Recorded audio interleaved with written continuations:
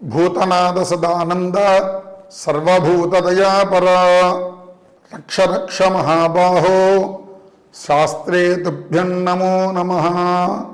స్వామియే శరణమయ్యప్ప.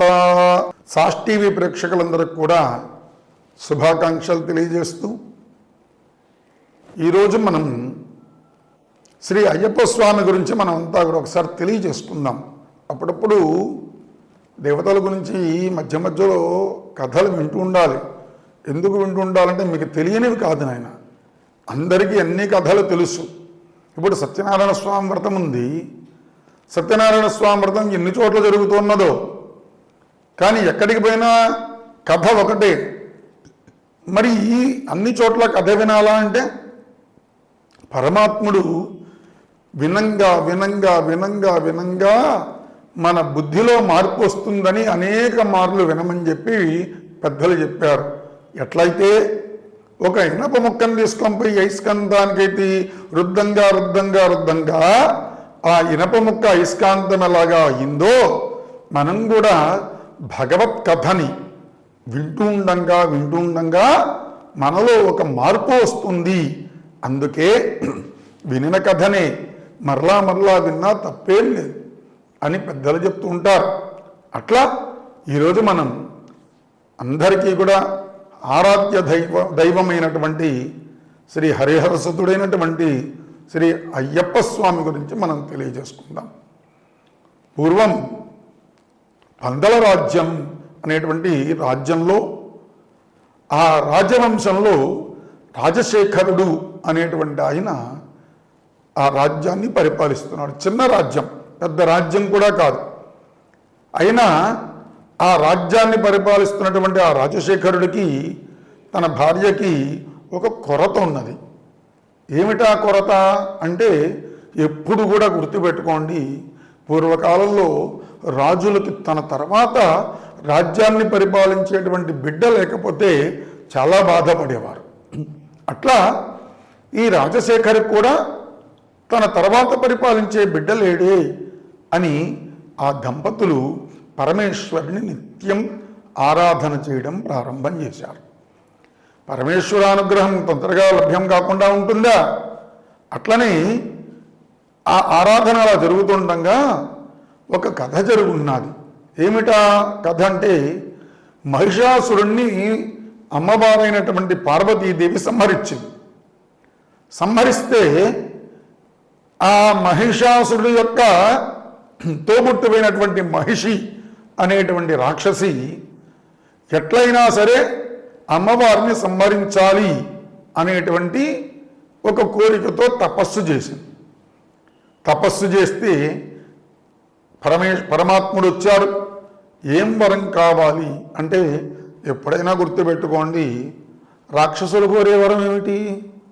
నాకు మరణం ఉండకూడదు. అప్పుడు పరమాత్ముడు అంటాడు, అది సాధ్యం కాదు, ఇంకొక కోరిక కోరుకు అని అంటే, అప్పుడు మనిషి కోరింది ఏం కోరికో తెలుసా? అసాధారణ శక్తితో పుట్టినటువంటి వ్యక్తి చేతని నాకు మరణం రావాలి. అసాధారణ శక్తి అంటే సాధారణంగా పుట్టేటువంటి మనుష్యుల చేత, జంతువుల చేత, వాటి వల్ల నాకు మరణం సంభవించకూడదు. అసాధారణ మరణం, అసాధారణ జననం జరిగినటువంటి బిడ్డ చేత నాకు మరణం జరగాలి అని కోరుకుంటుంది. అసాధారణ జననం అంటే సాధ్యమా? సరే తథాస్తు అన్నాడు. అక్కడి నుంచి పరమాత్ముడు వెళ్ళిపోతే ఒకనాడు ఆ పార్వతీ పరమేశ్వరుడి దగ్గరికి పోయి, విష్ణుమూర్తి దగ్గరికి పోయి, ఆ దేవతలందరూ కూడా ఈ మహిష వల్ల పడేటువంటి బాధలన్నీ కూడా, పలాని బాధలు పెడుతున్నది ఆవిడికి మరణం లేదు, పరమైతే బ్రహ్మదేవుడు ఇచ్చేశాడు, కాబట్టి ఎలా అసాధారణ బిడ్డ పుట్టడం ఎలా అనంటే, అప్పుడు విష్ణుమూర్తి ఒక మాట అన్నట్ట. ఏమిటయ్యా అంటే, ఈ పాలసముద్రాన్ని చిలికినప్పుడు తను ఎట్లయితే మోహిని అవతారాన్ని ధరించారో, స్త్రీ రూపాన్ని ధరించారో, అలానే నేను స్త్రీ మోహిని అవతారాన్ని తిరిగి మరలా ధరిస్తాను. ఆ ధరించడం చేత పరమేశ్వరుడికి తనకి పుట్టేటువంటి బిడ్డ చేత ఆ మహిషిని సంహరించేటువంటి అవకాశం వస్తుంది అని ఆలోచించి వారికి దేవతలందరికీ కూడా మానవులందరికీ ఋషులందరికీ కూడా వరాన్ని ఇస్తారు పరమేశ్వరుడు విష్ణుమూర్తి. అలా విష్ణువు యొక్క మోహిని అవతారంతో పరమేశ్వర అంశతో పుట్టినటువంటి స్వామి ఈ యొక్క అయ్యప్ప. ఆయన ఈ యొక్క రాజశేఖరుడు ఒక అరణ్యంలో తిరుగుతూ వేటకు వెళ్ళినటువంటి ఆ రాజశేఖరుడికి ఒక చిన్న బిడ్డ ఏడుపు వినిపించంగానే ఆ బిడ్డ ఏడుపు వినిపించేటువంటి మార్గం దగ్గరికి వెళ్ళాడు. ఆ బిడ్డను చూస్తే అతి పరాక్రమమైనటువంటి సౌందర్యమైనటువంటి రూపం, అది చాలా తేజోంశమైనటువంటి రూపం. అటువంటి రూపం కలిగినటువంటి ఆ బిడ్డని ఆ రాజు చేతిలో తీసుకోగానే అప్పుడు మహర్షులు కొంతమంది ప్రత్యక్షమవుతారు. ప్రత్యక్షమై ఆ రాజశేఖరుడు అనేటువంటి రాజుకు చెప్తారు, సాక్షాత్ పరమాత్మ యొక్క బిడ్డయ్యా, ఈ బిడ్డని నీకు ఇంటికి తీసుకువెళ్ళి నువ్వు అల్లారు ముద్దుగా పెంచుకో. అందులోన ఆయనకి పరమేశ్వరుడిచ్చినటువంటి కంఠంలో మణిహారం ఉండడం చేత ఆయనకి మణికంఠుడు అనేటువంటి నామకరణం చేసి ఆయన్ని చక్కగా మీ దగ్గర పెంచుకోండి. ఆ బిడ్డ 12వ సంవత్సరంలో, ఇది గుర్తుపెట్టుకోవాలి, 12వ సంవత్సరంలో ఆయన యొక్క శక్తులన్నీ కూడా మీకు బహిర్గతమవుతాయి అని చెప్పి అక్కడి నుంచి ఋషులు వెళ్ళిపోతారు. రాజశేఖరుడు అనేటువంటి రాజు తన యొక్క రాజ్యానికి వచ్చి తన భార్యకి ఈ బిడ్డనిస్తారు. ఆ బిడ్డని వాళ్ళిద్దరు కూడా దంపతులు ఇరువురు కూడా అల్లారు ముద్దుగా పెంచుకుంటూ ఆయనకి అన్ని విద్యలు నేర్పించేదానికి గురువు యొక్క స్థానానికి పంపిస్తారు. ఆ గురువు ఆ యొక్క పిల్లవాడు నేర్చుకునేటువంటి విధానాన్ని, అంటే ఏకసంధాగ్రహి అనేటువంటి ఒక పదం ఉంది, మనకు తెలుసో తెలీదు. ఒకసారి చెప్తే దాన్ని చక్కగా తెలుసుకోవడం అనేటువంటిది చాలా కష్టం. చాలామందికి చాలాసార్లు చెప్పినా అర్థం కాదు, కొంతమంది ఒక్కసారి చెప్పినా అది అర్థమైపోతుంది. వాళ్ళని ఏకసంధాగ్రహులు అనేటువంటి పేరుతో పిలుస్తారు. అట్లా ఇక్కడ ఈయనకి గురువు గారు చెప్పేటువంటి ప్రతిదీ ఒక్కసారి చెప్పంగానే ఆయనకి అర్థమైపోవడం, నేర్చుకోవడం, అలా పరిపూర్ణ శక్తివంతుడు, విద్యావంతుడు, ఆయన అన్ని లక్షణాలు, శుభలక్షణాలు కలిగిన వంతుడై ఆయన 12వ సంవత్సరంలో అడుగు పెడతాడు. అడుగుపెట్టిన తర్వాత ఈయనకేమో బాగానే ఉంది. రాజశేఖరుడికి తన సేనాపతి అయినటువంటి పక్కనే ఒక ఆయన ఉన్నాడు. ఆయనకి మాత్రం ఎట్లా ఈ రాజశేఖరుడికి సంతానం లేదు కాబట్టి తర్వాత రాజ్యాన్ని నేనే ఆక్రమించుకోవాలనేటువంటి కోరికతో ఉన్నాడు ఆయన. కానీ ఈ బిడ్డను చూసేటికి ఆయనలో ఈర్ష్యాద్వేషాలు పెరుగుతాయి. ఆ పెరగడం చేత ఆ బిడ్డ తన యొక్క గురువు గారికి గురుదక్షిణ సమర్పించుకొద్దాం అని చెప్పి గురువుగారి దగ్గరికి పోయే సమయానికి గురుదక్షిణ ఏమి ఇవ్వాలని అడిగితే ఆయన గురువుగారికి తెలియకుండా ఉంటుందా? ఆ గురువుగారు అడిగారట, ఏమిటయ్యా అంటే, మీరెవరో నాకు తెలుసు, సాక్షాత్ పరమాత్మ స్వరూపులు మీరు. నా యొక్క బిడ్డ అంటే గురువుగారి బిడ్డ, ఆయన పుట్టి మొగ, పుట్టి చెవుడు, పుట్టి కంటి చూపు లేదు. కాబట్టి నా బిడ్డ కంటి చూపు, వినికిడి, మాట వచ్చేట్టు దీవించమని కోరుకుంటే ఆ గురువుగారి బిడ్డకి ఈ మణికంఠుడు అనేటువంటి పరమాత్ముడు ఆ శిరస్సు మీద చేయబెట్టగానే మాటలు, వినికిడి, తర్వాత చక్కగా ఆ చూపు అన్నీ కూడా వస్తాయి. అట్లా ఆ మణికంఠుడు తిరిగి రాజ్యానికి వచ్చే సమయానికి తన యొక్క తల్లికి అనేక రకాల మాటలు చెప్పడం, తల్లి తలనొప్పి తీరే ఈ కథ అందరికీ తెలిసిందేనాయన, గుర్తు చేస్తున్నా. తన తల్లి యొక్క తలనొప్పి తీరడానికి పూరి పాలు తేవడానికి అరణ్యానికి పంపించడం. ఆ అరణ్యానికి చిన్న బిడ్డ ఎట్లా వెళ్తాడు? అయితే ఆయన ఎప్పుడు తన యొక్క అదే చెప్తూ ఉంటారు, ఢిల్లీకి రాజైనా తల్లిదండ్రులకు బిడ్డే, అనుమానమేలా. అట్లనే ఇక్కడ కూడా రాజశేఖరుడు బాధపడుతూ ఉన్నాడు. అయ్యో, నా యొక్క బిడ్డని అరణ్యంలోకి క్రూర మృగాల దగ్గరికి ఎట్లా పంపించాలి అని అనుకుంటూ ఉంటే పరమాత్మనేటువంటి పరమేశ్వరుడు ఆయనకి పంచభూతాలని కూడా ఆయనతో పాటు పంపిస్తారు. పంపించగా ఆయన పాలు తీసుకురావడం, ఆమె యొక్క తలనొప్పి తగ్గడం, ఇవన్నీ కూడా మనకంతా కూడా కథ తెలిసిందే. తర్వాత శబరిమలలో ఆయన యొక్క దేవాలయ నిర్మాణాన్ని ఆ యొక్క రాజు కట్టించడం, తర్వాత కాలంలో మనమంతా కూడా స్వామిని ఆరాధించడం, ఇట్లా అనేక విధాలుగా మనమంతా కూడా అయ్యప్ప స్వామి గురించి తెలుసుకుంటున్నాం. కానీ దీక్ష అనేటువంటిది చాలా ముఖ్యం. అన్ని దీక్షల్లో కంటే అయ్యప్ప దీక్ష చాలా కఠినమైనది. ఏమిటా కఠినమైనదంటే, మీరు గమనించండి, ఏ స్త్రీని కూడా తన యొక్క చెంతకి చేరనీయకుండా ఉండేటువంటి పరమాత్ముడు ఎవరైనా ఉన్నారు అంటే ఒక్క అయ్యప్ప స్వామి. మీరు గమనించండి, ఇంకోటి, తనని మాలికావృత్తమ్మ వివాహం ఆడుతాం అనంటే ఈ కలియుగంలో సాధ్యపడదని ఆయన ఎప్పుడో చెప్పేశాడు అయ్యప్ప స్వామి. ఎప్పుడైతే మణికంఠ రూపంలో మొదటిసారి వచ్చేటువంటి అయ్యప్ప స్వామి రారో అప్పుడు చూస్తాం అన్నారు. ఎప్పుడు రాకుండా ఉంటారా? కలియుగంలో ఎప్పుడు కొత్త భక్తులు స్వామికి మొదటిసారి వెళ్ళేవాళ్ళు వెళుతూనే ఉంటారు, ఆయన రప్పించుకుంటారు, అంతే. అట్లా ఇక్కడ స్త్రీ మూలకమైనటువంటి సంసార సుఖాలని విడిచిపెట్టాలి. దాంతోపాటు మనం నిత్యం కూడా ఆరోగ్యపరమైనటువంటి లక్షణాలని మనం అలవర్చుకోవాలి అని చెప్పేదే దీక్ష. మీరు గమనించండి, సూర్యోదయాత్పూర్వం నిద్రల మేలు కాంచాలి. ఇప్పుడైనా కాదట, ఈ దీక్షలోనైనా కాదు, ప్రతిరోజు కూడా దాన్నే అంటుంటారు. మనమంతా బ్రాహ్మీ ముహూర్తంలో నిద్ర లేవాలి.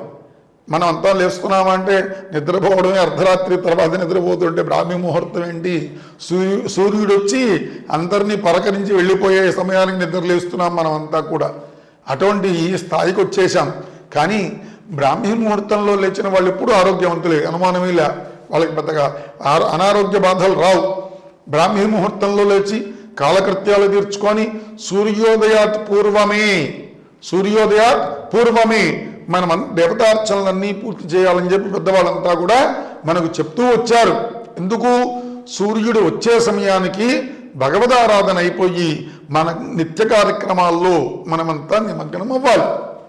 అట్లా మీరు గమనించండి, ఆహార నియమాలు కూడా అయ్యప్ప స్వామి దీక్షలో కూడా ఇప్పుడైతే అనేక రకాల పదార్థాలంతా కూడా తినేస్తున్నారు. కానీ సాత్విక ఆహారం కూడా మీరు గమనించండి, బయట వాళ్ళు ఎవరు కాదురానైనా మీకు మీరే పక్వం చేసుకొని ఇంతే తయారు చేసుకొని తినాలి. మీరు తయారు చేసుకోవడానికి వీలుపడలేదా? దానికే చెప్పారు, ఎండు పదార్థములు అంటే ఖర్జూరము, లేకపోతే ఇతరత్ర డ్రై ఫ్రూట్స్ అంటారే, లేదా ఫలాలు, ఇవైనా తిని ఉండాలి తప్పితే తనకు తనే స్వయంగా ఆహార పదార్థాన్ని తయారు చేసుకోవాలి. ఎవరంటే వాళ్ళు చేసింది నియమంగా తినకూడదు అనేటువంటిది మనకంతా పెద్దలు చెప్పారు. అట్లనే మీరు గమనించండి, ఆయన వస్త్రం ఏమిటి? నీల వస్త్రాన్ని ధరించమన్నారు. నీల వస్త్రం దేనికి ధరించాలి? ఇక్కడ ఒక చిన్న విషయం ఉన్నది, ఎప్పుడూ కూడా గుర్తుపెట్టుకోండి. దీక్షలో తీసుకునేటువంటి వస్త్రం ఏకవస్త్రమై ఉండాలి, లేకపోతే ఒకటి విడిచి ఇంకొకటి, రెండే వస్త్రాలు. మనమంతా కూడా దీక్ష అంతా ఒక 10-15 వస్త్రాలు ధరించకూడదు. ఒకటి ఉతికారేసుకున్నామా, రెండోది కట్టుకున్నామా, ఇట్లనే ఉండాలి దీక్ష. అలా దీక్షతో వస్త్రాన్ని ధరించాలి, దీక్షా వస్త్రం. స్వామి యొక్క హారాన్ని మెడలో ధరించాలి. అయితే లలాట తిలకం ఎప్పుడు కూడా లేకుండా ఉండకూడదు అని పెద్దలు చెప్తారు. మామూలు రోజుల్లో కూడా నాయన ఇది గమనించాలి. ఏమిటో తెలుసా? సాధారణంగా దేవతారాధనలు చేసేటప్పుడు మనం పూజకు కూర్చోగానే దేవతలు వచ్చి చూస్తారట.